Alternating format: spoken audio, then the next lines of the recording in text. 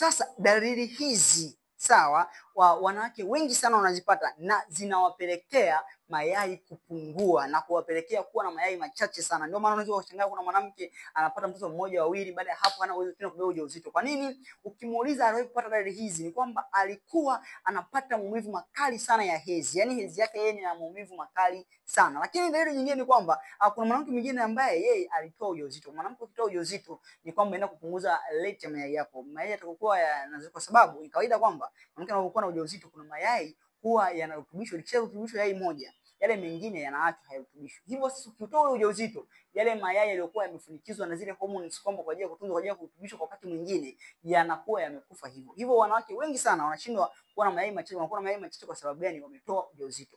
Wewe mwanamke, acha kutoa ujauzito. Lakini kama unapata maumivu makali sana ya period, lakini pia unaona hizi zako hazieleweki, zinavurugika, leo siku hizi, mara hazieleweki, mara damu nyingi sana, mara kidogo, hiyo ni matatizo yanakupelekea kuwa na mayai machache. Sasa tafuta solution, nitafute nikusaidie.